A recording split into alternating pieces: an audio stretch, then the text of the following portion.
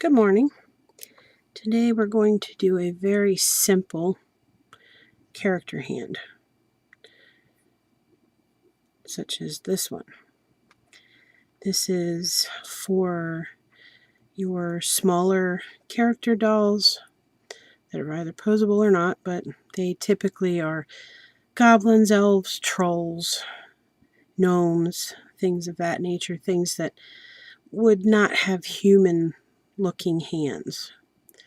I like to do 3 fingers because it takes them outside of the human realm and keeps them squarely in the fantasy realm.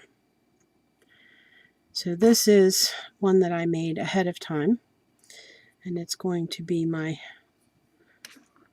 marker to keep me on screen. I know if I'm above it, then I'm probably on the screen. Okay, so here is a little ball of clay that we're going to use as a starting point. I'm going to put it back into a ball. What we're going to do, we're going to start off by getting this into a paddle shape. You want to get this as smooth as you possibly can.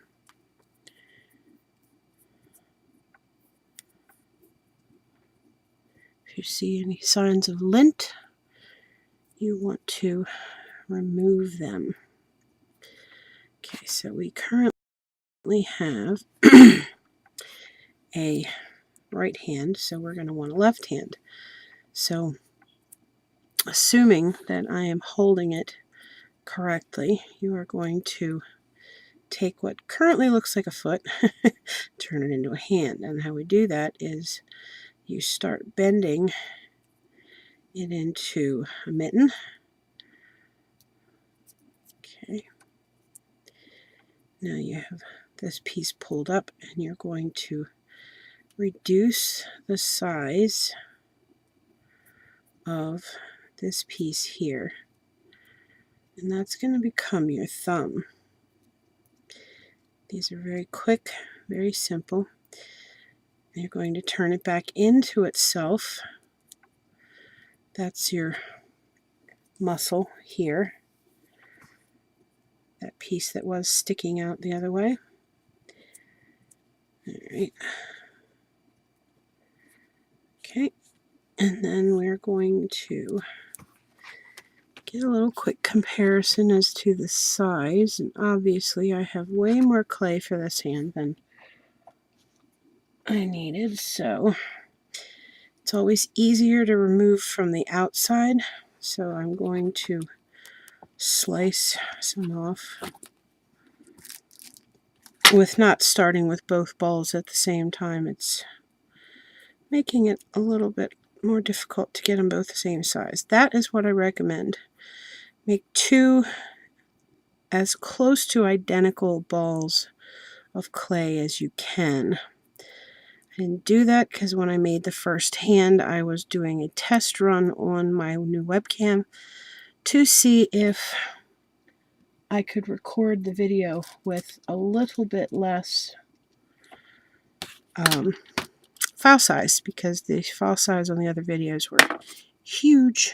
So, okay, so here we're just about in the right area again. Thin that finger down again, and as you're doing this, you're not drawing out. You're almost pushing in, and you can use your tools to assist with the narrowing, because this part of the thumb is pretty narrow. Matter of fact, it's only slightly wider than the other fingers. So you want to keep that part thin. Okay. Alright, now that we have that, we're going to establish the overall length of the hand, and the best way to do that, let's make our divot in the palm, because that helps also to make sure you remember which side of the hand you're working on. Okay, we're going to establish the general length of the palm. Now remember, on the hand, the line on the first finger is low, then it goes up, then down, and down again. This is not a straight line. It's not a straight line. It starts down, it goes up, goes down, and down. There is a arch to that line. And it's the same on the other side. This is this height, this is higher, and then this is lower. Okay, so now we have our little paddle here, and we're going to take and remove a little bit of the thickness of those fingers. So there's still too much clay up there. All right. Then you're going to divide this into 3. Don't make the cut. Establish your line. And you want to try to divide it so that these 2 fingers have an almost identical amount of clay. I'm using a scalpel to do this. Okay, are we staying in focus? Yes. Cut again. Careful not to cut yourself while you're doing it. Okay, and then the pinky, because it's a much smaller finger, we're going to reduce by cutting, see that line? Cutting some of the excess clay away. Just that easy. Oops. Come back. Okay, so far we're at about 7 minutes. Now, what you want to do is start twisting this finger, gently twisting this finger. And what you're doing is you are eliminating that cut edge line. You're going to round it off, okay? On the back side, you can start establishing that crease to separate the fingers even more. And you're going to do the same thing to each finger. You're going to twist it without pulling and just get a nice round shape to each of those fingers. Don't pull them. You're going to twist and rub your finger along that slice, that little sliced edge. Same on the back. Because they're not human fingers, they don't have to be perfectly round. They can have a little more taper to them. Looks like I have a little too much clay on this finger also, so I'm going to take that off. Always from the inside edge, because the inside edge is easier to smooth and round than the outside edge. I don't know why that is, but it is.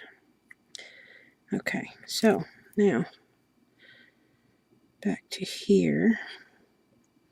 You want to not overdo that crease there. You don't want to cut into it. You want to pull down into it so that you're reducing the thickness of the finger and establishing it at the same time. Okay, check your size one to the other. We're still a little fat on that pinky, so let's do a little more trimming. Ideally, these would have been closer to the same size to begin with, but as I said, I started. There we go. But it's good that it's this way, because this is also going to show you how to problem solve when you do end up with them going out of being the same size. You need to go back and fix it. So again, twist to bring it to you so you have access to that rough edge. Twist it around just a little. Smooth down the area between them. Okay. So we have two hands that are close enough for the moment to being the same size. Close enough for the demonstration here. Okay, and what we're going to do at this point is really quickly, again, with the stylus, is to establish the muscle forms on the outside edges of the hand. Get these cuts in here. Bring this thumb muscle up around the top here. Get a good general shape. Bring some of that meat back down in here. Okay, so you're going to kind of taper the tips of the fingers just a little bit so they're not wide. They taper slightly at the tip. They also taper this way. So you can do that little bit like that and get that slight taper. Okay, for your nail, just like in the other video, once you have your taper. Now, these fingers are bigger. You can customize a bigger straw to do this job, or you can use a tool like this, which is basically a flat tool. It's flat completely on one side, and then it's domed on the other. What I do is I take and press it in at a slight angle on one side, establishing that curve, and then at the opposite angle on the other side, establishing that curve. Okay, and then come across the bottom of the nail, gently pressing in to establish that cuticle line. Put your thumb against the top of the nail, your tool against the bottom, press together slightly, and you have the formation of the nail itself. Okay, and then repeat for each finger. 1, 2, 3. 1, 2, 3. Last one. 1, 2, 3. Okay. Press. Press. The reason for putting your nail on the top, your finger on the top of it, is so that you don't stretch the nail so far up that it ends up super thin and just breaks off later on. Sorry. Okay, so do a little fine tuning, opening up those spaces between the fingers and creating the creases between. And you're going to take your nice round rolling tool. Anything will work. This is a X-Acto knife, and you're going to roll up on the side. You're going to roll across this way, you're going to come from here. Now this line right here, this is a very straight line. On the hand, when you put the thumb down like this, you'll see it. Let's see if I can get it.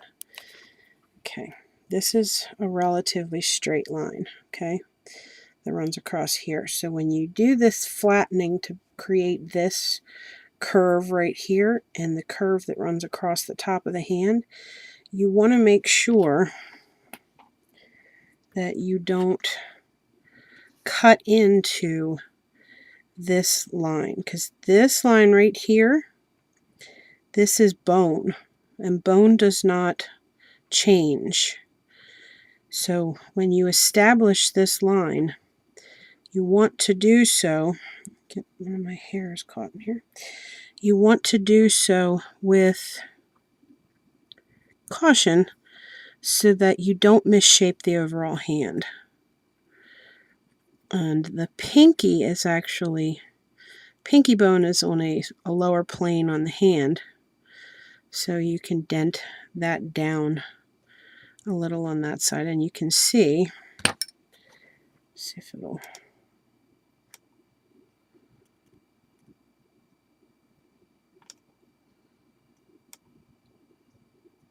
there we go. All right. Okay. Back to autofocus. I have a little divot in here I want to get rid of. You can take a very well kneaded small piece of clay, put it on your tool, I should say pick it up with your tool, go in there and put it right in that hole, and then work it back in so that hole goes away. Because what you don't want to do is end up misshaping the finger to try to deal with that hole. Okay, we're at 17 minutes. Doing pretty good.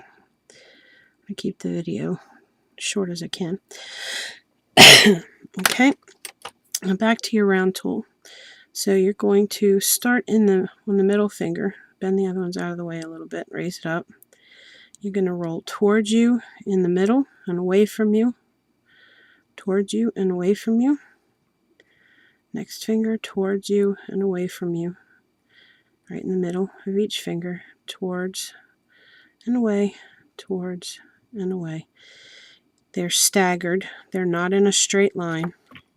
Now what that just did is it established, again, the knuckles. Established the straight bone and the knuckles. And you can round the side of the finger with the same tool.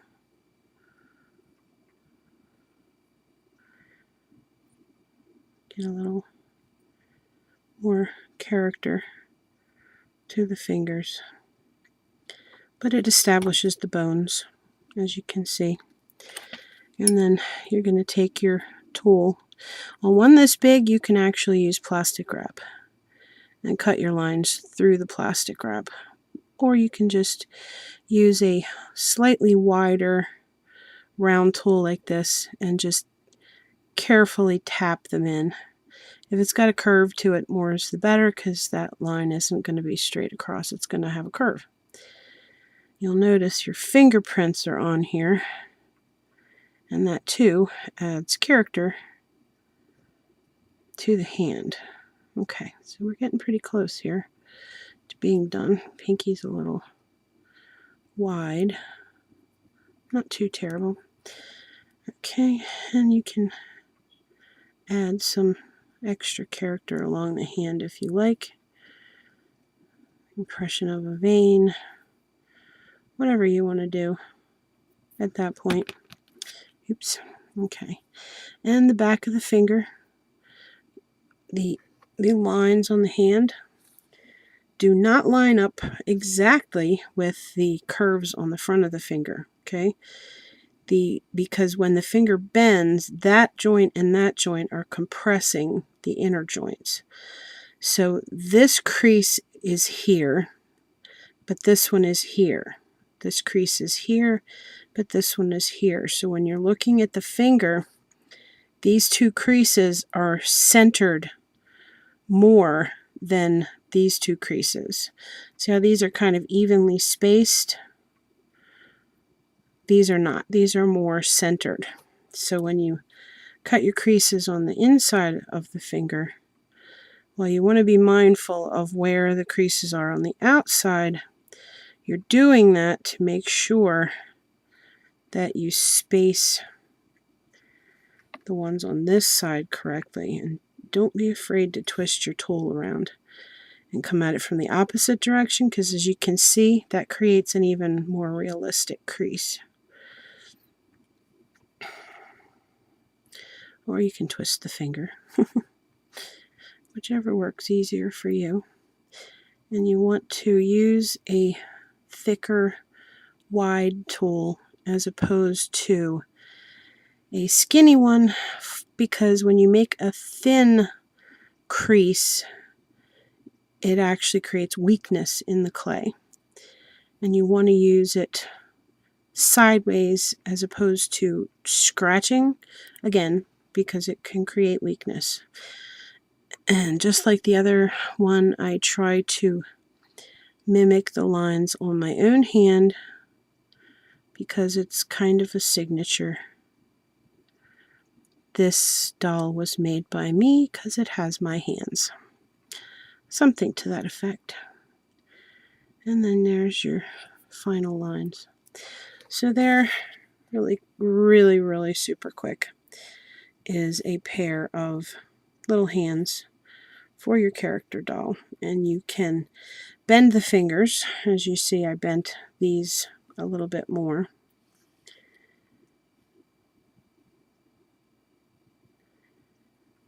And that's all there is to that. What you would do at this point is insert your wire from your armature into the hand like this, making sure it does not pierce the skin on either top or bottom, and then go ahead and bake that. And you can slide that right onto your armature and then build your wrist. So if you go ahead and make your holes now,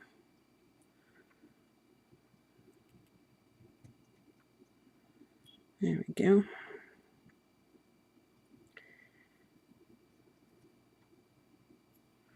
Ta-da! Pair of hands ready to go. Okay. Not too bad.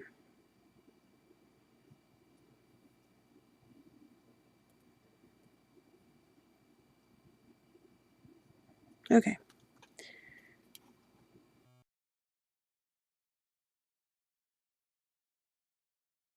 So today we're going to talk about hands and scaling them to your head. Okay, so when you're dealing with a head, and you usually sculpt your head first, but I started with the hands because that was something I knew people needed help with. What you're looking at on the head is the space between the chin and the center point of the forehead, right about here, not centered to the head, but centered to the forehead, which this is your hairline, centered to the forehead. Now there's two schools of thought on the size of hands. Some artists like to go smaller because the dainty hands make the piece look more feminine, and others like to go with more human proportioned hands, which would be a little bit bigger, but because when you take photographs, the hands are usually in the foreground, it makes the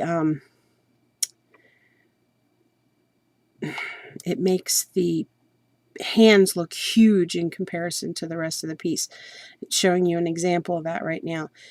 my hand in the background is getting smaller and smaller and smaller the closer to the camera the little hand gets. And as I back away, you suddenly begin to see that it's an optical illusion of the camera.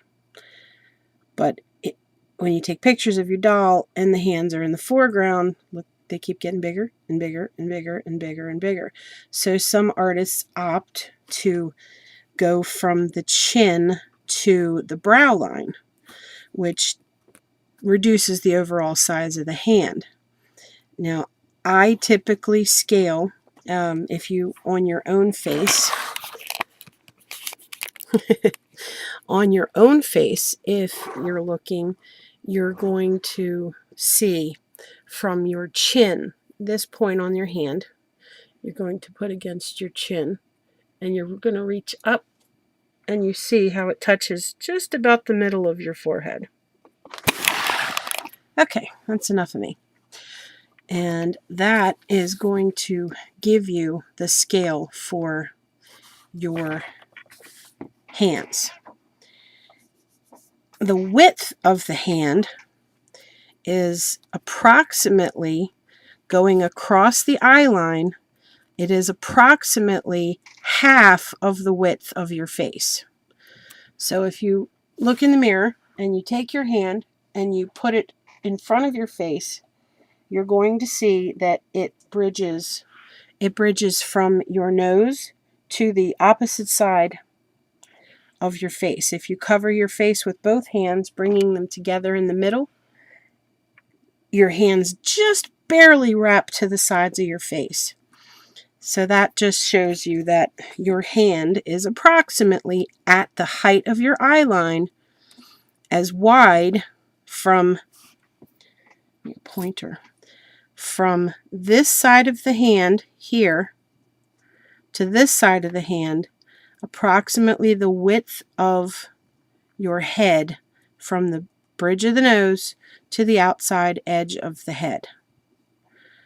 So that gives you your approximate dimensions for your hand. It is half the width of the head, and it will run from the chin to approximately the middle of the forehead. And remember, your hairline is not the top of the head. It is about the middle of the head. So you're looking at about a quarter of the way up the forehead. You can make the hands smaller if you're concerned about how it looks in photographs, but when they see the doll in person, it's going to look like it has tiny hands. So that's up to you. That's up to each individual artist. There are ways to photograph them so that the hands do not look out of scale in the photograph. Maybe if I can get one of my photographer friends, they can help explain how you can do that so that the hands don't look, something about adjusting the aperture and things of that nature.